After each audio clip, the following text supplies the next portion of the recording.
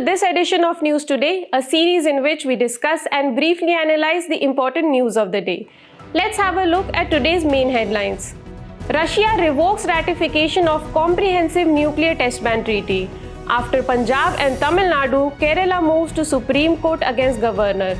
The Adaptation Gap Report 2023 released by the United Nations Environment Programme.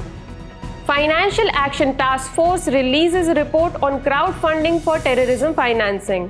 Eruption of Hanga Tonga Hape volcano potentially impacts the ozone layer. The Energy Efficiency Services Limited launched the National Efficient Cooking Program and Energy Efficient Fans Program. Starting with today's first news, Russia has revoked the ratification of the Comprehensive Nuclear Test Ban Treaty or CTBT. Russia withdrew from the ratification of the treaty to bring itself in line with the US. The US has not ratified the treaty by citing difficulty in verifying whether or not participant states meet the rules of the treaty. Now let's discuss CTBT in more detail. The treaty bans all nuclear explosions, whether for military or peaceful purposes. In fact, the treaty has been quite successful in curbing nuclear explosions. This is evident by the fact that less than a dozen nuclear tests have been conducted following its adoption, as compared to more than 2,000 nuclear tests between the year 1945 and 1996. Further, the treaty seeks to establish the CTBT organization to verify the ban worldwide. Its verification regime includes an international monitoring system, an international data center, and on-site inspections. So what is the current status of the treaty? The treaty was opened for signature in the year 1996 and has been signed by 187 nations and ratified by 178.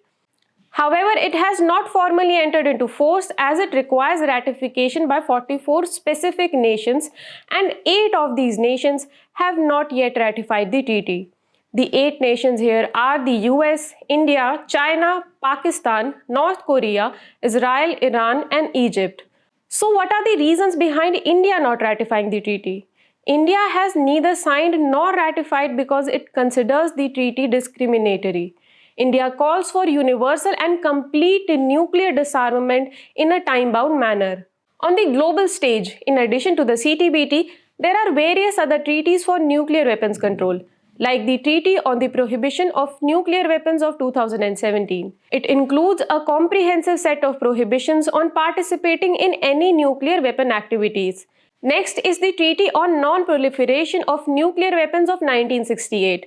It aims to avert the danger of nuclear war through prevention of the wider dissemination of nuclear weapons and other measures.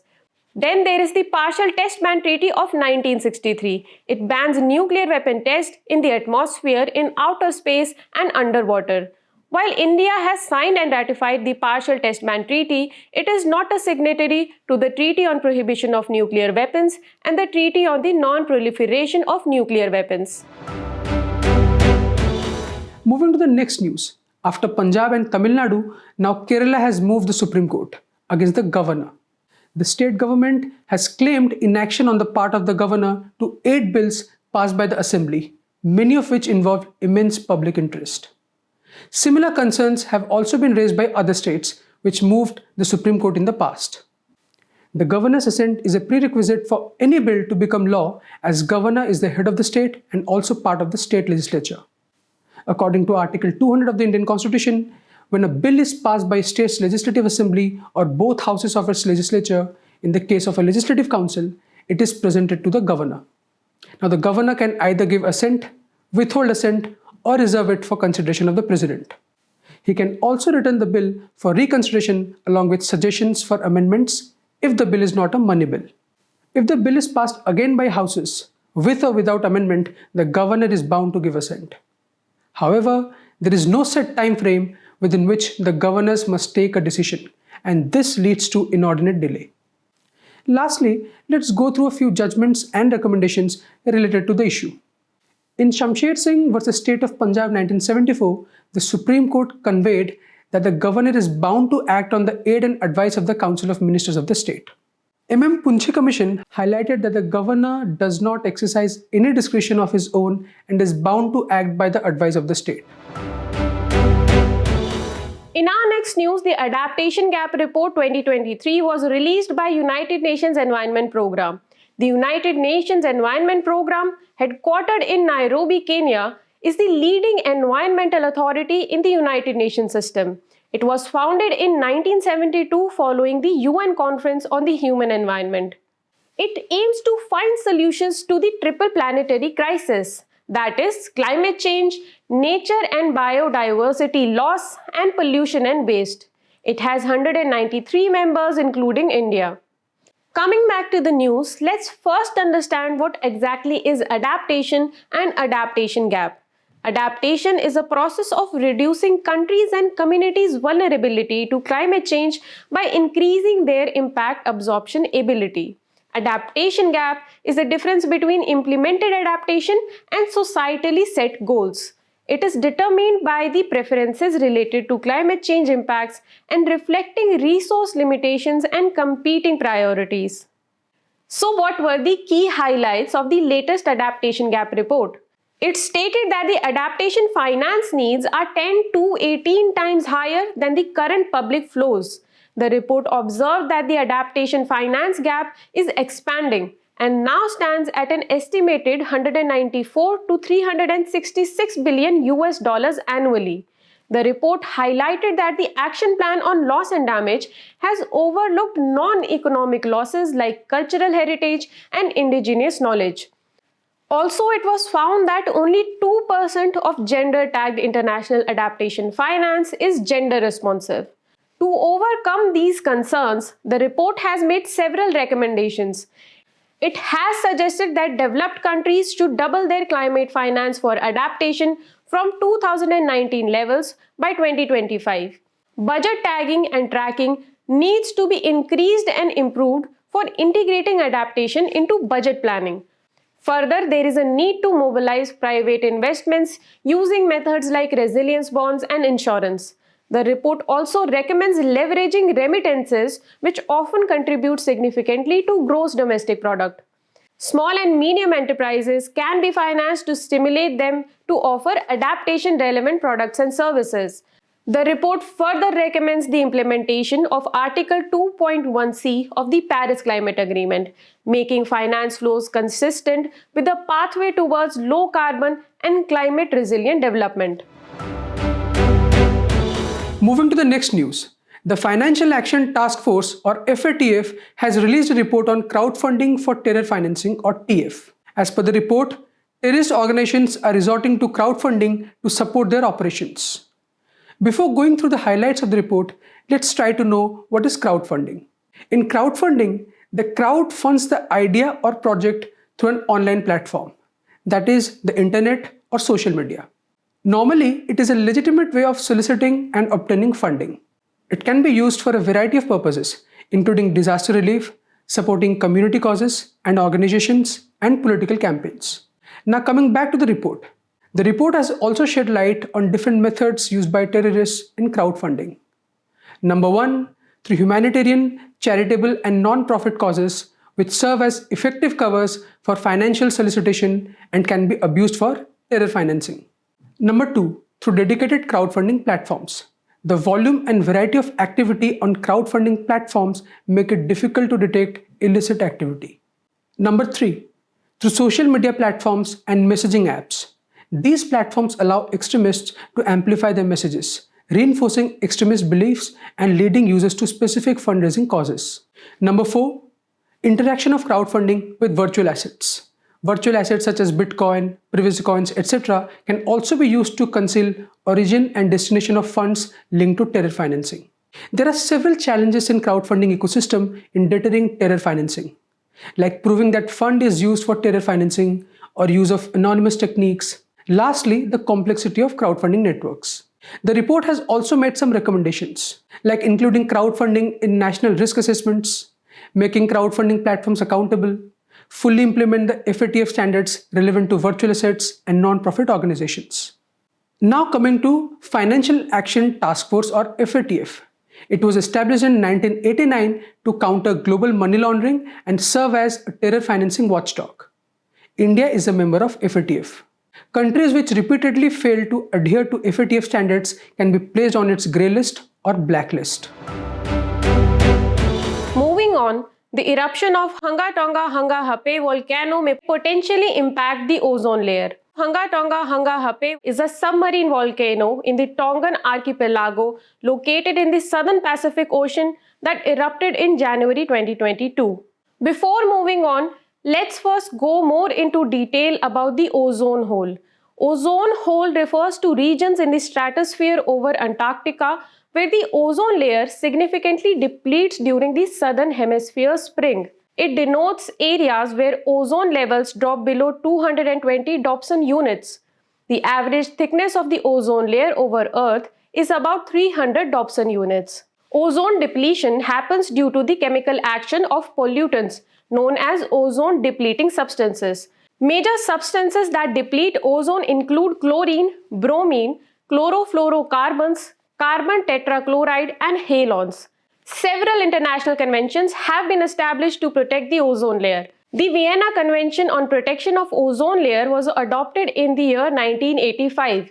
The Montreal Protocol on Substances that Deplete the Ozone Layer was signed in the year 1987. Also, a Kigali Amendment to the Montreal Protocol entered into force in 2019. Coming back to the news, let's discuss how do volcanic eruptions impact the ozone layer. Eruptions trigger a massive stratospheric water vapor plume, potentially enhancing early season Antarctic ozone depletion reactions. Volcanic eruptions also inject large quantities of sulfur dioxide into the stratosphere, facilitating the chemical conversion of chlorine into more reactive forms that destroy ozone. Additionally, volcanoes significantly contribute to atmospheric bromine and hydrogen chloride. These are common volcanic gases that efficiently destroy ozone. The particles generated by volcanic eruptions also provide surfaces for chemical reactions involved in creation of ozone-depleting substances. It is estimated that volcanic eruption can cause about 1 to 5% of atmospheric ozone damage. Earlier, the eruption of Mount Pinatubo in Philippines in the year 1991 led to significant ozone loss in the stratosphere. Moving to the next news. Recently, the Energy Efficiency Services Limited has launched the National Efficient Cooking Program and Energy Efficient Fans Program. These initiatives are aimed to enhance energy efficiency and reduce carbon footprints in Indian households. Let's briefly discuss the important features of the National Efficient Cooking Program, which is a subset of the Clean Cooking Scheme. The program aims to deploy 20 lakh induction cooking stoves across India. It focuses on non-solar electricity-based induction cooking stoves, aligning with the Go Electric initiative by the Ministry of Power. The Energy Efficient Fans program aims to distribute 1 crore energy efficient fans that can reduce nearly 20% of the total residential electricity consumption. Coming to the Energy Efficient Services Limited, or EESL. Well, it was founded in 2009, promoted by Ministry of Power as a joint venture of 4 public sector undertakings, which are the National Thermal Power Corporation Limited, Power Finance Corporation Limited, RAC Limited, and Power Grid Corporation of India Limited. The EESL is one of the main implementing arms of National Mission for Enhanced Energy Efficiency, a mission under the National Action Plan on Climate Change. The flagship programs of EESL include Ujala Scheme, which distributes LED bulbs across the country, Street Lighting National Program, Smart Meter National Program, and Buildings Energy Efficiency Program. The place in the news today is Bahrain, the capital of which is Manama. Recently, the Kingdom of Bahrain has recalled its ambassador from Israel.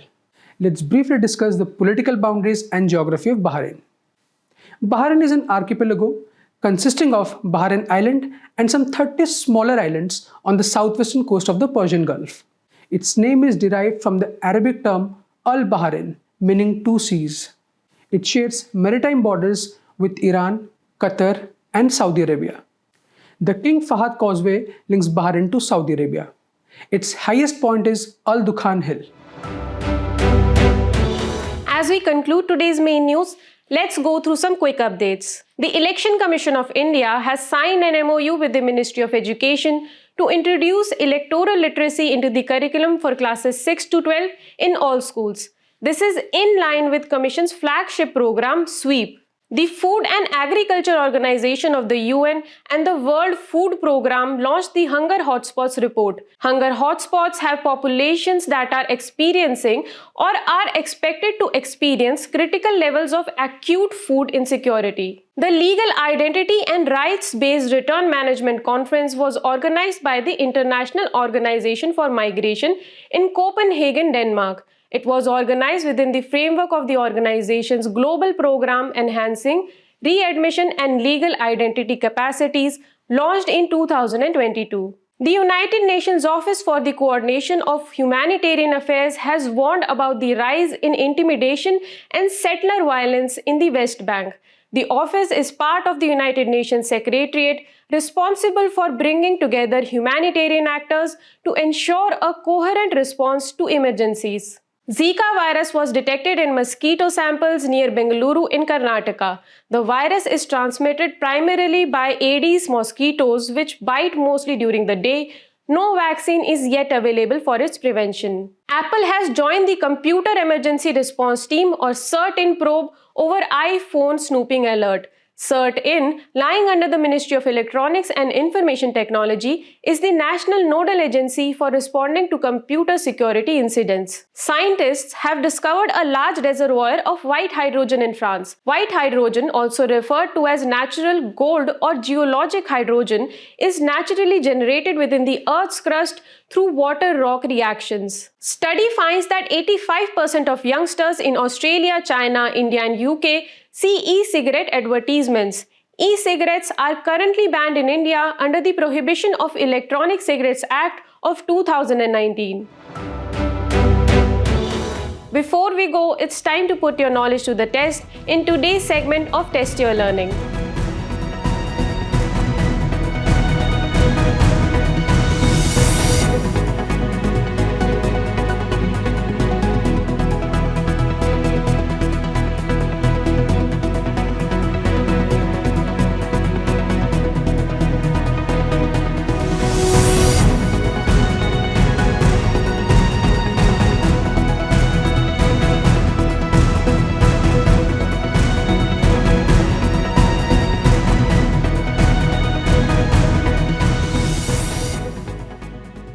Thank you for joining us. We hope you enjoyed this edition of News Today. To get the answers to today's quiz and to download the PDF of News Today, make sure to check out the links in the description below.